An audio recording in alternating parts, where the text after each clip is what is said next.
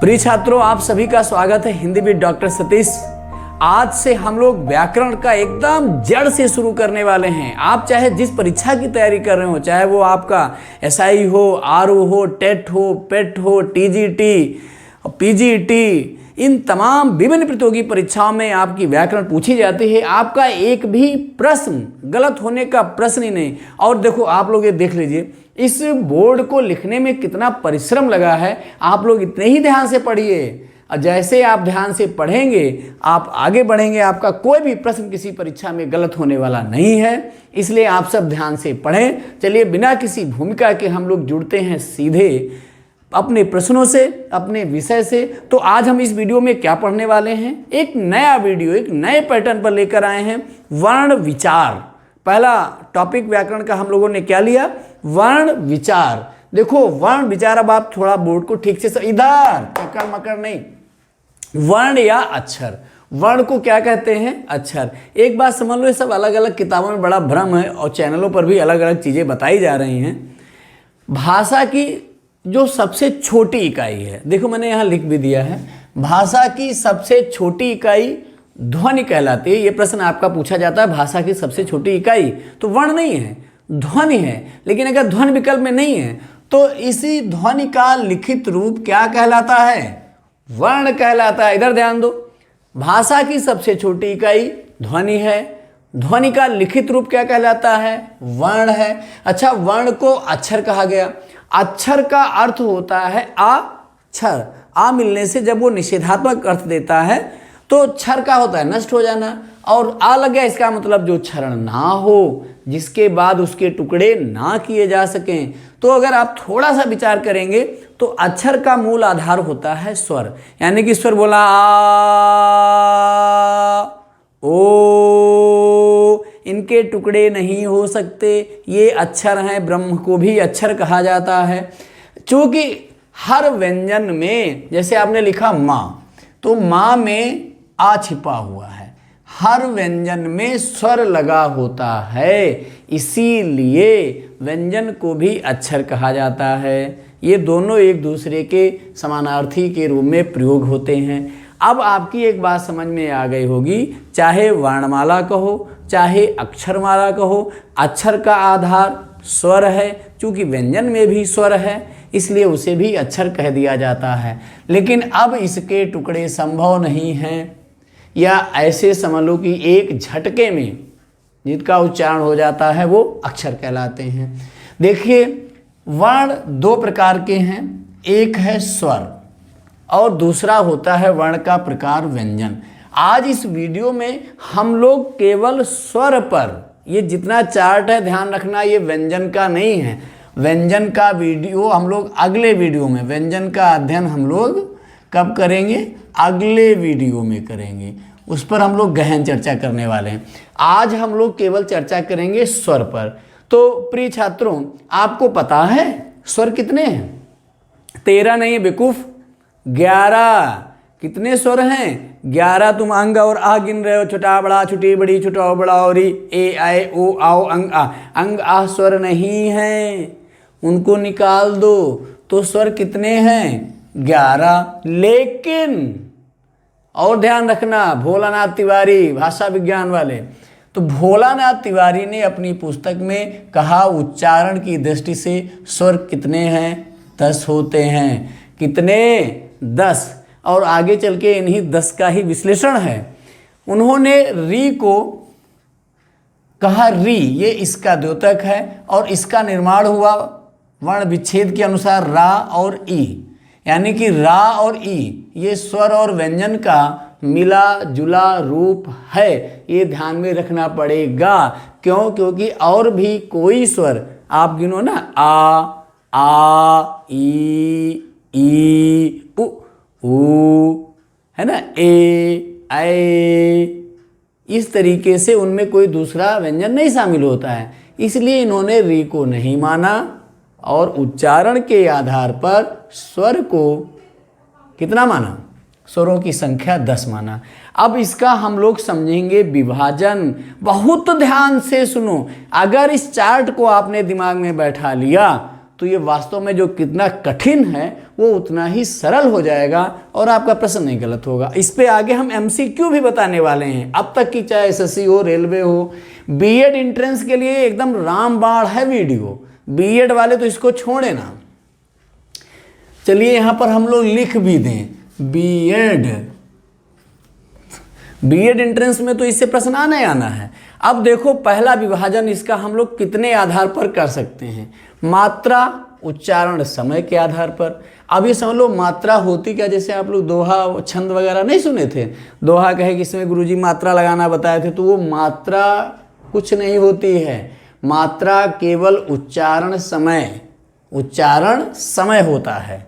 अब अगर कोई आपसे प्रश्न पूछे मात्रा क्या है तो क्या बताओगे?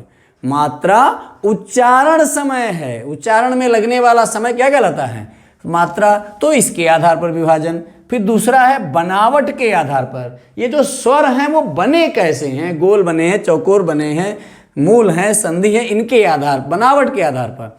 फिर इनका उच्चारण कैसे होता है? जीभ के भाग के आधार, जीभ है इसमें कैसे उच्चारण होगा, इसके आधार पर। मुखाकृत यानी कि मुख विविर का मतलब मुंह का जो ये वाला मुंह पोर्शन है उसके खुलने के आधार पर। ओष्ठाकृत, इसको तोड़ दो, होंठ की आकृति के आधार पर। जैसे हम लोग बोलते हैं ई तो ये ऐसे फैलता है, जब बोलते हैं ऊ तो ये गोल होता है, इसके आधार पर। और उच्चारण स्थान के आधार पर। ये स्वर का विभाजन है। तो हम लोग पहले क्रम से एक एक विभाजन को ठीक से समझ लें। अगर ठीक से समझ लेंगे तो दोबारा तुम्हें किताब पढ़ने की कोई आवश्यकता नहीं है। ये मैंने बड़ी ही प्रामाणिक पुस्तकों से मैंने लिया है। तो देखो मात्रा या उच्चारण समय के आधार पर 3 प्रकार के होते हैं। कितने होते हैं? 3 प्रकार के। ह्रस्व स्वर, ह्रस्व का मतलब होता है जिनके उच्चारण में एक मात्रा का समय लगे। क्या लगे? एक मात्रा। और इनकी संख्या कितनी है? 4। आ, ई, उ, री। इनको मूल स्वर भी कहते हैं, प्राकृतिक स्वर भी कहते हैं, क्योंकि इनका निर्माण स्वतंत्र है, किसी के योग से नहीं बने हैं। ये बात भी ध्यान में आपको रखना है। तो ह्रस्व स्वर और इनकी मात्रा एक होती है, ऐसे नहीं, ध्यान दो, एक मात्रा होती है, ऐसे तो लिखते हैं।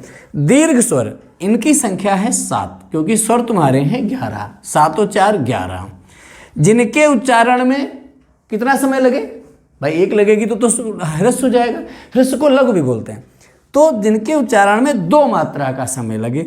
इनमें अब देखो 11 से ये वाले हटा दो तो आ हटाए बड़ा आ, ई हटाए बड़ी ई, ऊ हटाए बड़ा ऊ, ए आए दोनों, ओ और आओ। इनको रटने की कोई ज़रूरत नहीं है। आपको आ, ई, ऊ, री इनको अलग कर देना है। बाकी जो बचेंगे आपके दीर्घ स्वर। एक विद्वानों ने बता दिया प्लुत स्वर। मेरे भैया प्लुत स्वर हिंदी का है ही नहीं, ये संस्कृत से आया है। चूँकि आपको मैं इसके पहले बता चुका हूँ कि हिंदी की जननी तो अपभ्रंश है, लेकिन वो अपभ्रंश के पहले पाल, उससे पहले प्राकृत, उसके पहले फिर संस्कृत, तो वहाँ से ही सारी चीज़ें आई। तो प्लुत स्वर में क्या होता है? 3 मात्रा का समय। इसका निशान ऐसे नहीं, ओम जब लिखते हैं, देखो मैंने लिख के दिखाया है, ये इस तरीके हिंदी के 3 की तरह भी होता है। अगर आप रामायण देखेंगे वाल्मीकि, उसमें ओम जहाँ लिखा हुआ ऐसे बीच में 3 बना होता है। इसीलिए ओम का उच्चारण भी हम लोग कैसे करते हैं? 2/3 ओ, 2/3 ओ और 1/3 माँ। ओ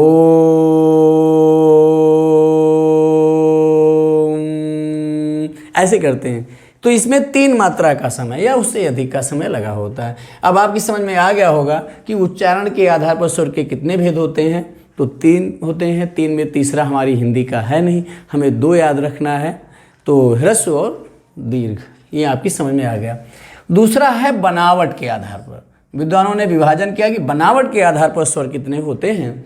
तो बनावट के आधार पर बच्चा स्वर होते हैं मूल स्वर, संधि स्वर और सजाती स्वर, विजाती स्वर, 4 प्रकार के। अच्छा, मूल स्वर जो है वही ह्रस्व स्वर है, मैं बता चुका हूँ, इसको आपको ध्यान में रखना चाहिए। मूल का मतलब होता है जो मिश्रित ना हो, ये प्राकृतिक होते। जैसे हम लोग भी कभी कहते हैं अपने मूल को नहीं छोड़ना चाहिए। किसको? मूल को नहीं छोड़ना चाहिए। तो ये प्राकृतिक स्वर भी होते हैं। थोड़ा इधर ध्यान दो। प्राकृतिक का मतलब नेचुरल, इनमें कोई मिलावट नहीं है, किसी के योग से नहीं बने हैं। ये कौन है? आ, ई, उ, री।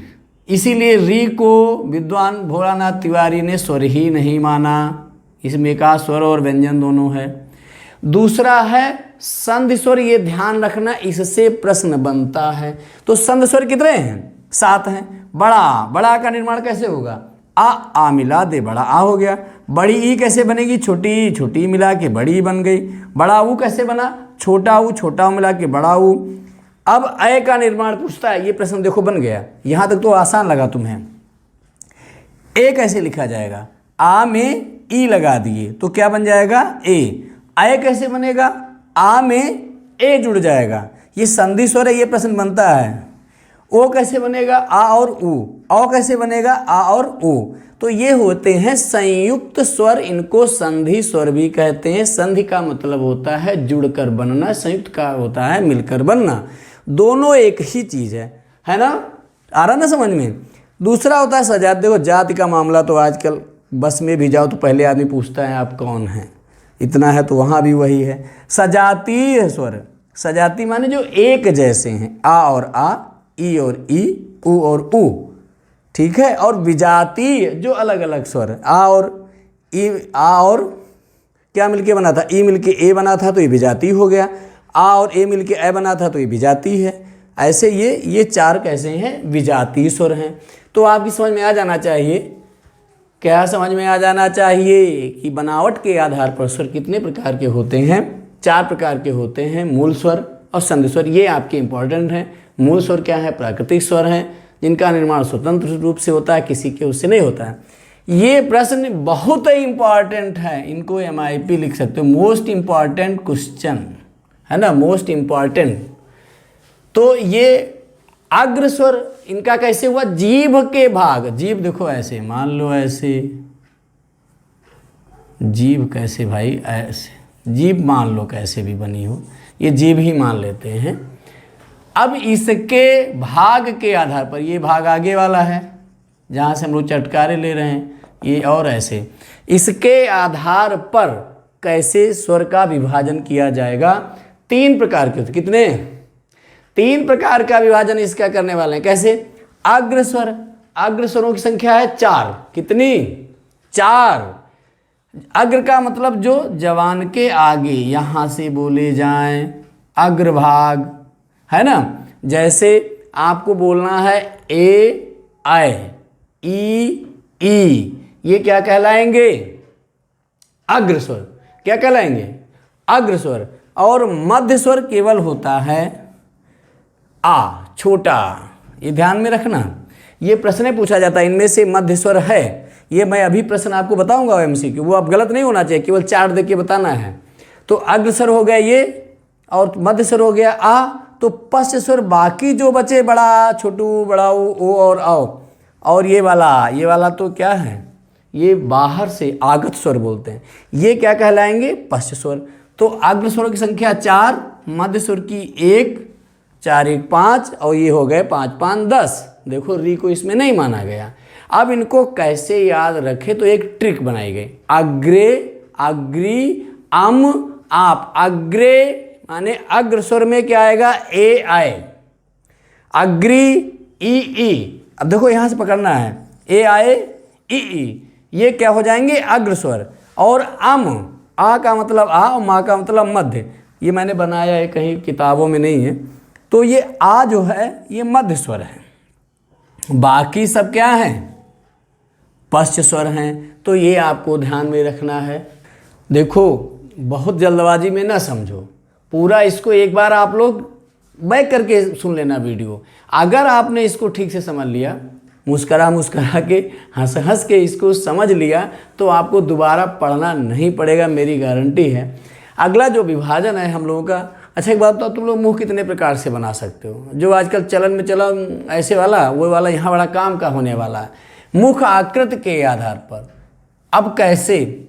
मुखाकृत के आधार पर संवृत, अर्धसंवृत, विव्रत और अर्धविव्रत। ये टॉपिक थोड़ा टफ माना जाता है, इसको आपको ठीक से समझना है। संवृत में क्या है? संवृत का अर्थ होता है कम खुला। जब आप ऐसे स्वरों का अभी हम लोग केवल स्वर पढ़ रहे हैं, ये ध्यान में रखना, हम व्यंजन को टच ही नहीं कर रहे हैं। जब हम किसी स्वर को बोलें और हमारा मुंह एकदम जैसे ई ऐसे बोले तो कहीं मुंह खुल रहा है, नहीं खुल रहा है। ऊ, यानी कि जहाँ पर मुंह लगभग बंद रहे वो क्या कहलाते हैं? समृत। समृत का अर्थ ही होता है कम खुला होना। अर्ध समृत, अर्ध समृत का मतलब होता है थोड़ा उससे अधिक, थोड़ा अधिक मुंह खुले।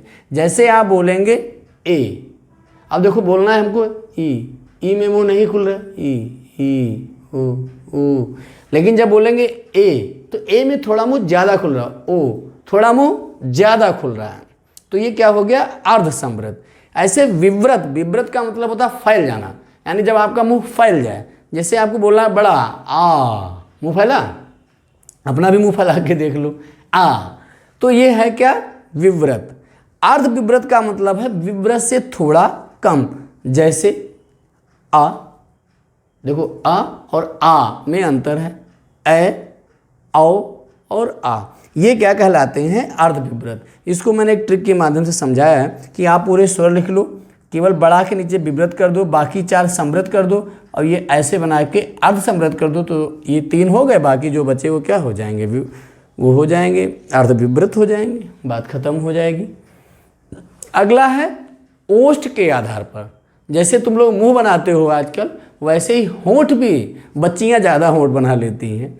वो होंठ, वो नहीं समझ रहे कि बढ़िया भाषा वैज्ञानिक हैं, वो खाली ऐसे कर रही हैं। वो उनका जो स्टाइल है, वो स्टाइल है, वो वाकई भाषा वैज्ञानिक हैं। तो होंठ के आधार पर कैसे? वृत्ताकार और आवृत्ताकार, यानी कि ऐसे स्वर जिनको बोलने में हमारा मुंह कैसे हो जाए? वृत्त की तरह बन जाए, सर्किल, सर्किल ऐसे होता है ना, गोल। और आवृत्ताकार ऐसे स्वर जिनको बोलने में हमारा मुंह वृत्त ना बने, कुछ और आकार ले जाए। आप बोल के दिखाओ। जैसे है ऊ, देखो ये गोल बन रहा है, ऊ, ओ, आ, इनमें सब में मुंह, होंठ जो है तुम्हारा गोल हो रहा है। कैसे हो रहा है? गोल इधर। और आवृत्ताकार, इनको हटा दो तो जो बचे वो क्या हो जाएंगे? आवृत्ताकार। जैसे है आ में मुंह गोल नहीं हो रहा, आ में गोल नहीं हो रहा, फैल रहा है, निगल जाना चाहता है किसी को। ई, ए, इनमें मुंह गोल नहीं होता है, ये क्या कहलाएंगे? आवृत्ताकार। अगला विभाजन है आपका, क्या है? ध्यान से देखिए भाई, प्रश्नों को हल करना है हम लोगों को। उच्चारण स्थान के आधार पर। किसके आधार पर? उच्चारण स्थान के आधार पर। तो ये 3 प्रकार से बताया विद्वानों ने। अनुनासिक स्वर, अनुनासिक यानी कि जिनकी जो ध्वनि है पहले मुख से फिर नाक से, लेकिन नाक से कम निकले, और इसका जो प्रतीक है वो ऐसे चंद्र बिंदु जिसे बोलते हो, क्या बोलते हो? चंद्र बिंदु, वो है अनुनासिक, ये ध्यान रखना। और इसमें जैसे शब्द लिखा है हंस, ये क्या हो जाएगा? अनुनासिक। और अनुस्वार क्या होता है? जिनमें पहले स्वर बाद में नासिक के व्यंजन जुड़ा हो। नासिक व्यंजन वो जिनमें नाक से धुन निकलती हो, और इसमें नाक से, केवल नाक से ही निकलती हो। कैसे? जैसे स्वर आपने, जैसे शब्द लिखा हंस, अब इसका देखो हंस, नाक से निकल रही, नाक झन्ना जा रही, तो ये क्या है? अनुस्वार। और ये क्या है? अनुनासिक। एक और विद्वानों ने बताया निर्नुनासिक। निर्नुनासिक माने जिनमें ध्वनि केवल मुंह से निकलती हो। बात समझ में आ रही? वो क्या है? वो जितने भी शब्द हैं जिनमें नाक का सहारा नहीं लेना पड़ रहा है, केवल मुंह से निकल रहे हैं, तो वो निर्नुनासिक हैं। इधर उधर आप, ये सारे शब्द कैसे हैं? सर निर्नुनासिक हैं। थोड़ा और एक बात जान जाओ, जब स्वर 11 है तो जो 2 बचे अंग और आह, ये हैं क्या? ये हैं अयोगवा। ये स्वर और व्यंजन का मिला जुला, ना स्वर है और ना ही ये पूर्ण रूप से व्यंजन है। इन्हें आप इतना समझ लीजिए, ये क्या है? अयोगवा। ये प्रश्न कंपटीशन में पूछा जाता है। ऐसे ही विसर्ग, विसर्ग का चिन्ह ये है। विसर्ग किसके लिए प्रयोग होता है? आह के रूप में। आह का मतलब है आ और आ। जैसे शब्द लिखा है प्रातः, तो पा प्लस रा, नीचे हलंत लगा लेंगे, आ त अह, प्रातः, ये वाला आपका हो गया विसर्ग। और एक अपने यहाँ नया स्वर प्रयुक्त होता है जो मैंने बताया था आगत स्वर। आगत में होता है आ, डॉक्टर, है ना, डॉक्टर, कॉपी, है ना, ये सब कैसे शब्द हैं, ये हैं आगत स्वर प्रयुक्त होता है आ। अब इस तरह आपको अगर चार्ट समझ में आ गया है तो ये समझ लो अगले मैं जो भी एमसीक्यू बताने वाला हूँ वो आपका एक भी प्रश्न गलत नहीं होगा। इसको आपको ठीक से समझना चाहिए। देखिए कंपटीशन देने वालों एक बात समझ लो, इस वीडियो को बनाने में बहुत मेहनत लगी है। इसको जितना लिखने में लगी है उतना आपको समझाने में लगी है। मुझे पूरी उम्मीद है कि आपकी समझ में एक एक चीज़ आ गई है। यदि आप, और ये वीडियो किस किस काम आने वाला है, चाहे वो UP, SI, RO, SSC, REET, TET, TGT, PGT, किसी भी कंपटीशन की तैयारी अगर आप कर रहे हैं जिसमें हिंदी व्याकरण पूछी जानी है, आप तुरंत चैनल को सब्सक्राइब करिए। अगर सब्सक्राइब करने में समस्या हो रही है तो इसको शेयर कर दो। देखो ज्ञान अपने तक सीमित नहीं रखा जाना चाहिए। ज्ञान जितना फैलाएंगे उतना आपका बढ़े। और डिस्कशन भी करिए इस पे केवल डिस्कशन करना है कि कितना कितना बताएगा। अगर ये चार्ट समझ लिए आप, एक भी स्वर इस चैप्टर से संबंधित कोई भी प्रश्न आपका गलत होने वाला नहीं है। आप लोग इसको लाइक करिए, शेयर करिए। हाँ, और एक बात बता दें, सब्सक्राइब करने के साथ साथ इसको अपने मित्रों तक फॉरवर्ड कर दो, भले व्हाट्सएप पर फॉरवर्ड कर दो। और जो प्रश्न आपकी समझ में ना आ रहा हो, अभी प्रश्न मैंने बताया नहीं, अगले वीडियो बनाएंगे। आज का वीडियो लंबा हो गया था इसलिए केवल इसको चार्ट के माध्यम से समझा कर छोड़ दे रहे हैं। अगले वीडियो में आपको हम एमसीक्यू बताएंगे। अगर आपको कुछ भी इसमें भी संदेह है आप कमेंट सेक्शन में लिखिए, मैं पूरी कोशिश करूंगा आपकी हर समस्या का समाधान कर सकूं। ये मेरा प्रयास है। आपकी सफलता ही मेरी सफलता है। आप लोग खुश रहिए, मस्त रहिए, एंजॉय करिए। बहुत बहुत धन्यवाद।